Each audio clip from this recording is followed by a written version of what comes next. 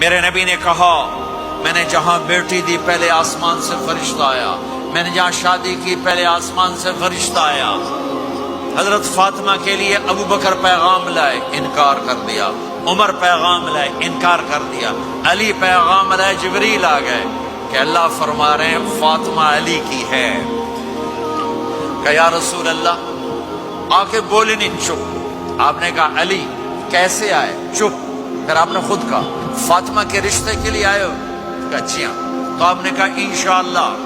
جبریل کے آنے کے بعد بھی کہا انشاءاللہ، یہ نہیں کہا بس ٹھیک ہے ہو گیا ڈن، کہیں آگے یہ ڈن، نہیں نہیں نہیں نہیں۔ آپ اٹھ کے گھر چلے گئے، علی باہر نکل گئے، باہر صحابہ کھڑے تھے، کہنے لگے کیا ہوا؟ علی کہنے لگے انکار ہو گیا۔ وہ کہنے لگے کیسے؟ کہ کچھ کہا ہی نہیں۔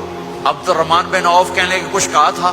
کہ انشاءاللہ کہا تھا۔ کہ بس پھر ہو گیا ہو گیا۔ یہ انشاءاللہ کیوں کہا؟ ہاں کیوں نہیں کی؟ آپ گھر گئے، کس کو بلا رہے ہیں؟ فاطمہ۔ کون؟ جنت کی عورتوں کی سردار، حسن حسین کی ماں۔ جنت میں نور کی چمک اٹھے گی، جنتی پوچھیں گے یہ نور کیسا ہے؟ کہا جائے گا اوپر کی جنت میں علی و فاطمہ مسکرائے ہیں، ان کے دانتوں کے نور سے جنت جگمگائی ہے۔ آپ نے کہا بیٹی فاطمہ علی کا رشتہ آیا ہے، ہاں کر دوں؟ اللہ اکبر اللہ اکبر۔ کیا فاطمہ نے انکار کرنا تھا؟ کیا فاطمہ نے انکار کرنا تھا؟ بیٹی علی کا رشتہ آیا ہے، ہاں کر دوں؟ بیٹی فاطمہ ہو، رشتہ علی کا آیا ہو، اوپر سے جبریل آ چکا ہو، باپ محمد مصطفیٰ صلی اللہ علیہ وسلم ہو، اور پھر وہ جا کے پوچھیں ہاں کر دوں؟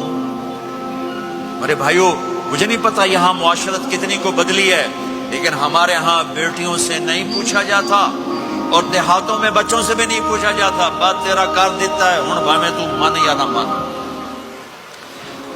تمہاری بیٹی کا حق ہے کہ وہ کہے میں کروں گی، میں نہیں کروں گی۔ تمہارے بیٹے کا حق ہے وہ کہے میں کرتا ہوں، میں نہیں کرتا۔ اللہ کے واسطے ماں باپ سے کہتا ہوں جبر مت کرو، جبر مت کرو۔ بچوں سے کہتا ہوں اللہ کے واسطے لو میرج کے چکر میں مت پڑو، یہ دھوکہ ہے، یہ خواب